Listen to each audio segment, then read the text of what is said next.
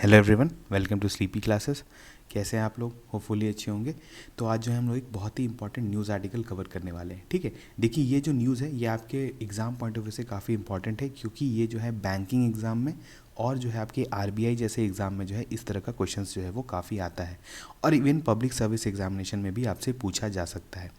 ठीक है, देखिए हुआ क्या है कि एक online video conferencing event organize किया गया था। ठीक है, जिसमें जो है वो प्राइम मिनिस्टर भी प्रेजेंट थे, गवर्नर ऑफ आरबीआई प्रेजेंट थे, फाइनेंस मिनिस्टर प्रेजेंट थी। तो इस इवेंट में क्या है, हमारे प्राइम मिनिस्टर ने जो है आरबीआई से रिलेटेड दो सिटीजन सेंट्रिक स्कीम्स को जो है वो यहाँ पर लॉन्च किया है। ठीक है, देखिए सबसे पहला क्या है, आरबीआई रिटेल डायरेक्ट स्कीम जो है, बेसिकली इसमें हुआ क्या है कि जो रिटेल इन्वेस्टर्स होते हैं, जैसे हम और आप हैं, छोटे मोटे इन्वेस्टर्स जो होते हैं, इनको जो है अलाउ कर दिया गया है कि वो बाई या सेल कर सकते हैं गवर्नमेंट बॉन्ड या गवर्नमेंट सिक्योरिटीज जिसको हम लोग बोलते हैं, वो प्राइमरी मार्केट से। ठीक है, देखिए प्राइमरी मार्केट में क्या था, पहले जो जहाँ पर प्राइमरी मार्केट आपने पढ़ा होगा, अगर आपने फाइनेंस पढ़ा होगा या आपने कैपिटल मार्केट पढ़ा होगा, फाइनेंस मार्केट पढ़ा होगा, तो आपने वहाँ पर पढ़ा होगा कि प्राइमरी जो मार्केट होता है, ठीक है, वो बेसिकली होता है जहाँ पर जो पहली बार जब इशू होता है चीज़, जो भी चीज़, ठीक है, या बॉन्ड्स या शेयर्स, तो उसको बोलते हैं प्राइमरी मार्केट। तो वैसे ही तो वहाँ पर प्राइमरी मार्केट में क्या होता था कि पहले जो बाई करने का, वहाँ पर से जो खरीदने का जो परमिशन था, वो सिर्फ जो था वो इंस्टीट्यूशनल इन्वेस्टर्स को था। इंस्टीट्यूशनल इन्वेस्टर्स क्या होते हैं, जो आपके म्यूचुअल फंड्स वाले होते हैं, इंश्योरेंस कंपनीज होती हैं, उनको अलाउड था कि वो वहाँ पर से गवर्नमेंट जो है सिक्योरिटीज़ खरीद सकते हैं। उसके बाद जब वो सेकेंडरी मार्केट में जब उनका सेलिंग होता था, फिर जो है वो रिटेल इन्वेस्टर्स उनको खरीद सकते थे। लेकिन अब क्या किया है, डायरेक्टली जो है रिटेल इन्वेस्टर्स को अलाउ कर दिया गया है कि वो प्राइमरी मार्केट में भी बिडिंग कर सकते हैं गवर्नमेंट बॉन्ड्स का या गवर्नमेंट सिक्योरिटीज़ का। ठीक है, दूसरा स्कीम क्या है कि आरबीआई ने जो है एक इंटीग्रेटेड ओम्बड्समैन स्कीम लाया है, जिसके अंडर जो है आरबीआई से रिलेटेड रेगुलेटेड जितने भी बॉडीज़ हैं, उनके अगर अगेंस्ट अगर कस्टमर को कुछ कंप्लेन करना है या कोई ग्रीवांस रिड्रेसल करना है, तो उसके लिए एक यूनिफाइड प्लेटफॉर्म बनाया जा रहा है कि आपको एक प्लेटफॉर्म पे ही जो है सारा जो है ग्रीवांस रिड्रेसल आपका हो जाएगा। ठीक है, तो दोनों ही बहुत इंपॉर्टेंट ग्रीवांस मतलब सिटीजन सेंट्रिक स्कीम्स लाया गया है, जिससे जो है क्या होगा कि जो हम लोग जैसे इन्वेस्टर्स हैं, उनको जो है एक ऑप्शन मिलेगा कि गवर्नमेंट सिक्योरिटीज़ में इन्वेस्ट कर सकते हैं, और अगर कुछ प्रॉब्लम भी आता है इन्वेस्टिंग से रिलेटेड, तो हम लोग जो है अपना ग्रीवांस रिड्रेसल भी अच्छे से करा सकते हैं। ठीक है, तो हम लोग दोनों स्कीम को अलग अलग तरीके से पढ़ेंगे और एक एक करके उनके जो है छोटे छोटे फैक्ट्स को हम लोग कवर करेंगे। ठीक है, देखिए सबसे पहले क्या हुआ था कि हमारा जो आरबीआई का जो बाई मंथली पॉलिसी होता है आपका, तो फरवरी 2021 में जो है मॉनेटरी पॉलिसी जो रिव्यू हुआ था, उसमें जो है आरबीआई ने ये डिसाइड किया था वहाँ पे कि रिटेल डायरेक्ट जो है रिटेल इन्वेस्टर्स को जो है यहाँ पर अलाउ किया जाएगा। ठीक है, जो कि आपका एक प्लेटफॉर्म बनाया जाएगा, जिसको कहते हैं रिटेल डायरेक्ट, एक तरह से आप कह सकते हैं एक प्लेटफॉर्म बनाया जाएगा जिसपे प्राइमरी और सेकेंडरी जो है दोनों मार्केट में जो है एक रिटेल इन्वेस्टर जो है वो इन्वेस्ट कर पाएगा। ठीक है, तो रिटेल डायरेक्ट जो है एक प्लेटफॉर्म क्रिएट किया जाएगा, एक अकाउंट आपको दिया जाएगा, हम लोग आगे देखेंगे किस तरह का अकाउंट क्रिएट किया जाएगा,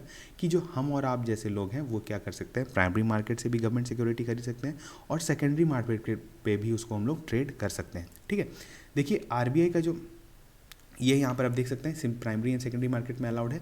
अब देखिए क्या है कि जो अकाउंट्स होते हैं, बेसिकली जो अकाउंट्स आप गवर्नमेंट सिक्योरिटीज़ को खरीदने के लिए यूज़ करते हैं, उसको गिल्ट सिक्योरिटीज़ अकाउंट कहते हैं या गिल्ट अकाउंट कहते हैं। ठीक है, तो गिल्ट अकाउंट अगर आपसे कहीं पूछा जाए, तो ये अकाउंट जो बेसिकली आपका जो गवर्नमेंट सिक्योरिटीज़ बाई करने के लिए आप यूज़ करते हैं, उसको जो है वो गिल्ट सिक्योरिटीज़ अकाउंट कहा जाता है। ठीक है, अब यहाँ पर क्या है कि रिटेल इन्वेस्टर को जो है वो एक अकाउंट खोलना है, जो कि जिसका नाम होगा रिटेल डायरेक्ट गिल्ड अकाउंट। ठीक है, आरडीजी अकाउंट जो है ये आपको खुलवाना पड़ेगा विद इन आरबीआई, और फिर जो है आप प्राइमरी और सेकेंडरी मार्केट पे जो है वो गवर्नमेंट सिक्योरिटीज जो है वो खरीद या बेच सकते हैं। ठीक है, रिटेल इन्वेस्टर बेसिकली कौन हुआ, जो हम और आप जैसे लोग होते हैं, जो सिंगल इन्वेस्टर या एक दो तीन लोग मिलकर जो इन्वेस्ट करते हैं। लेकिन इंस्टीट्यूशनल इन्वेस्टर्स क्या होता है, उसको हम लोग आगे देखेंगे। बेसिकली आपके हेज फंड्स वाले होते हैं, म्यूचुअल फंड्स वाले होते हैं, इंश्योरेंस कंपनीज होती हैं। ठीक है, अब देखिए यहाँ पर जो हमने कहा कि आरडीजी अकाउंट से जो है आप प्राइमरी मार्केट और सेकेंडरी मार्केट दोनों पर जो है ट्रेड कर सकते हैं। तो जो सेकेंडरी मार्केट ट्रांजैक्शंस होता है वो बेसिकली आपका एनडीएस ओम पर होता है। ठीक है, अब आप बोलेंगे कि एनडीएस ओम क्या होता है, तो एनडीएस ओम जो है वो आपका क्या है, नेगोशिएटेड डीलिंग सिस्टम। ठीक है। ऑर्डर मैचिंग, ये बेसिकली एक प्लेटफॉर्म है जहाँ पर जो है आप सेकेंडरी मार्केट ट्रांजैक्शंस करते हैं और वहाँ पर जो है इसका लेजर मेंटेन किया जाता है, ठीक है। तो अगर आपसे कहीं पूछा जाए कि एनडीएस ओम क्या है, तो बेसिकली एनडीएस ओम क्या है, आपका सेकेंडरी मार्केट में जो है ट्रांजैक्शंस जो है यहाँ पर होते हैं इस प्लेटफॉर्म पे, ठीक है। तो जब आप आरडीजी अकाउंट बना देंगे तो आपको क्या है, प्राइमरी मार्केट में आपको एक्सेस मिल जाएगा और सेकेंडरी मार्केट में एक्सेस मिल जाएगा, जो कि आपका होता है एनडीएस ओम पर, ठीक है। तो बेसिक सा थोड़ा सा कंसेप्ट था, कुछ कुछ टर्म्स आपसे जो है इंपॉर्टेंट पूछा जा सकता है, तो इसको आप ध्यान रखेंगे, ठीक है। एनडीएस ओम हुआ, आरडीजी अकाउंट हुआ, ये सब क्या है ये आपको पता होना चाहिए। या गिल्ड सिक्योरिटीज़ अकाउंट क्या हुआ, ठीक है। तो गिल्ड सिक्योरिटीज़ अकाउंट क्या होता है, जैसे वैसे अकाउंट जिसको हम लोग गवर्नमेंट सिक्योरिटीज़ बाई या सेल करने के लिए यूज़ करते हैं, ठीक है। चलिए आगे बढ़ते हैं। देखिए अभी इंस्टीट्यूशनल इन्वेस्टर्स बेसिकली क्या होते हैं, जैसे वेंचर कैपिटलिस्ट हुए, म्यूचुअल फंड्स हुए, प्राइवेट इक्विटी फंड्स वाले हुए, इडोमेंट फंड्स वाले हुए, इंश्योरेंस कंपनीज हुई, पेंशन फंड्स हुए, ठीक है। तो ये सब बेसिकली क्या है, ये कंपनीज़ हैं, बड़े बड़े कंपनीज़ हैं और इसमें बहुत लोग काम करते हैं और यहाँ पर क्या होता है कि हमारा पैसा लेके ये इन्वेस्ट करते हैं। तो इस तरह के इन्वेस्टर्स को कहते हैं इंस्टीट्यूशनल इन्वेस्टर्स। हम लोग क्या है, रिटेल इन्वेस्टर्स हैं, हम लोग सिर्फ अपने टर्म अपने मतलब अपना पैसा जो है यहाँ पर इन्वेस्ट करते हैं। और हम लोग जो है, अगर आप पूरी तरह से इन लोग का डिफ्रेंशिएशन देखना चाहते हैं तो यहाँ पर आप देख सकते हैं। देखिए इंस्टीट्यूशनल इन्वेस्टर आपसे पूछा जा सकता है कभी, तो बेसिकली क्या होता है, ये इन्वेस्ट करते हैं, मैनेज करते हैं किसका, लोगों का पैसा। और रिटेल इन्वेस्टर क्या करते हैं, अपना पैसा मैनेज करते हैं। ये क्या करते हैं, ट्रेड मोर फ्रिक्वेंटली, ये डेली ट्रेडिंग करते हैं। और ये जो है हम लोग क्या करते हैं, जब देखते हैं मार्केट का सिचुएशन जो है जहाँ पर ल्यूक्रेटिव लगता है तो जो है हम लोग फिर इन्वेस्ट करते हैं, ठीक है। ये बेसिकली ज़्यादा लोग का पैसा पूल करके इन्वेस्ट करते हैं, तो ये ज़्यादा मनी इन्वेस्ट करते हैं, हम लोग जो है वो रिलेटिवली कम अमाउंट जो है वो इन्वेस्ट करते हैं। और बाकी भी डिफरेंसेस आप देख सकते हैं, ये ब्रोकरेज फ़ी है इनका। आप ऑब्वियसली अगर म्यूचुअल फंड में देंगे या किसी के थ्रू इन्वेस्ट कराएंगे तो आपका वहाँ ब्रोकरेज फ़ी लगता है।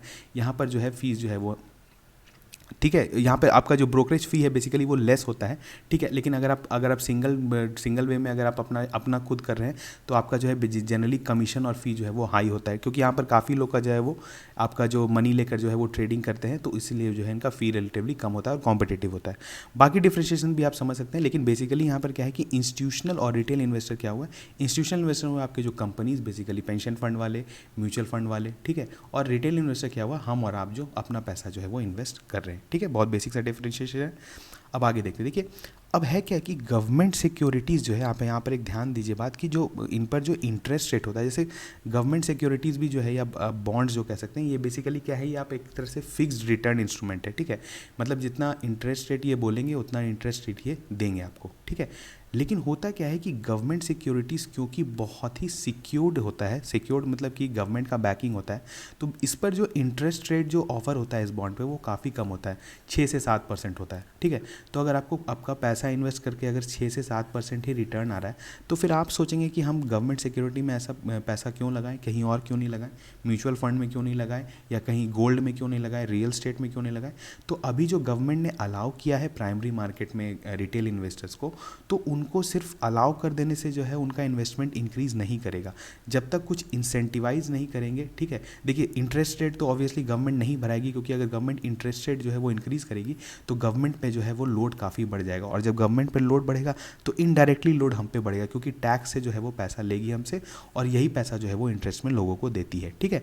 तो गवर्नमेंट का बोरोइंग अगर कॉस्टली हो जाएगा तो ऑब्वियसली वो एक अच्छा चीज़ नहीं होगा। इसी कारण गवर्नमेंट सिक्योरिटीज़ पे जो है जनरली आपका इंटरेस्ट रेट काफ़ी कम रहता है और इसको काफ़ी सेफ इन्वेस्टमेंट माना जाता है, ठीक है। यहाँ पर अगर आपको अपना पैसा डाल के छोड़ देना है तो आपका पैसा कभी भी डूबेगा नहीं, ठीक है। दूसरा क्या होता है कि इसके अलावा जो है बहुत सारे इन्वेस्टमेंट अपॉर्चुनिटीज़ हैं, ठीक है, जैसे म्यूचुअल फंड है या आप गोल्ड है, जहाँ पर अगर आप इन्वेस्ट करेंगे तो आपको नियर अबाउट 10% जो है इन रिटर्न मिल जाता है, ठीक है। चाहे इवन इन्फ्लेशन से भी एडजस्ट करके आपको 10% जो है रिटर्न मिल जाता है। तो इसीलिए जो है गवर्नमेंट सिक्योरिटीज़ में इन्वेस्ट करना जो है वो रिटेल इन्वेस्टर के लिए अभी ल्यूक्रेटिव नहीं है। अब जैसे इंस्टीट्यूशनल इन्वेस्टर्स क्या होते हैं, उनको क्या है कि अपना कुछ पैसा जो है सेव करके रखना पड़ता है। तो जब सेव करके रखना पड़ता है, ठीक है, मतलब उनको क्योंकि उनके रिस्क बहुत रहता है उनके कंपनी में, तो वो कुछ पैसा क्या करते हैं गवर्नमेंट सिक्योरिटीज़ में इन्वेस्ट करके छोड़ देते हैं। तो गवर्नमेंट सिक्योरिटीज़ भी बहुत ही एश्योर्ड इन्वेस्टमेंट है, आपको पक्का यहाँ से रिटर्न मिलेगा, आपका पैसा कभी डूबेगा नहीं। तो इंस्टीट्यूशनल इन्वेस्टर के लिए जो है ये फ़ायदेमंद होता है, लेकिन हम लोग के लिए फ़ायदेमंद अभी करेंटली जो है वो नहीं माना जा रहा है। तो इस केस में गवर्नमेंट को क्या करना चाहिए? गवर्नमेंट को इस केस में क्या करना चाहिए कि अगर वो जो है हम लोग जो इन्वेस्टमेंट करते हैं आपका गवर्नमेंट सिक्योरिटीज़ में, अगर उस पे हम लोग को टैक्स एग्जेम्पशन मिल जाए, ठीक है। जैसे आप जानते हैं बहुत सारे सेविंग्स फंड हैं, गवर्नमेंट का सेविंग्स, नेशनल सेविंग्स फंड है, जहाँ पर आप इन्वेस्ट करते हैं तो आप जितना पैसा इन्वेस्ट करेंगे उतना ज़्यादा जो है आपका जो टैक्सेबल अमाउंट होता है उसमें वो घट जाएगा। तो आपका जो टैक्स का जो आप कहते हैं आपका बर्डन है वो घट जाता है, टैक्स इंसेंटिव्स आपको मिलता है। आपने जब इनकम टैक्स फाइल किया होगा तो अंडर 80C जो है आप बहुत सारा चीज़ क्लेम कर लेते हैं कि ये हमने किया है, यहाँ इन्वेस्टमेंट किया है, तो है जो है हमारा जो है आप इतना जो है टैक्सेबल अमाउंट जो है वो कम हो जाएगा। अगर गवर्नमेंट ने कुछ ऐसा स्कीम लेके अगर वो आते हैं फ्यूचर में कि जो गवर्नमेंट बॉन्ड में आप इन्वेस्ट कर रहे हैं जो पैसा वो आपका जो है एग्जेम्प्ट हो जाएगा टैक्स से, तो आप जो है फिर ये बहुत ही लुक्रेटिव प्लान हो जाएगा, ठीक है। इसी कारण बहुत लोगों ने कहा है कि गवर्नमेंट को अगर रिटेल इन्वेस्टर्स का जो है वो बढ़ाना है गवर्नमेंट सिक्योरिटीज़ में इन्वेस्टमेंट, तो उनको जो है कुछ टैक्स इंसेंटिव्स भी साथ में देना पड़ेगा, ठीक है। तो आपने समझ लिया कि क्या है, यहाँ पर बेसिकली रिटेल इन्वेस्टर्स को अलाउ किया गया है कि वो प्राइमरी मार्केट में जो है वो डायरेक्टली बाय और सेल कर सकते हैं गवर्नमेंट सिक्योरिटीज़, और सेकेंडरी मार्केट में भी, ठीक है। चलिए दूसरा स्कीम क्या है, देखिए नरेंद्र मोदी उसी इवेंट में जो है दूसरा स्कीम क्या है, इंटीग्रेटेड ओम्बड्समैन स्कीम लाया गया है, ठीक है।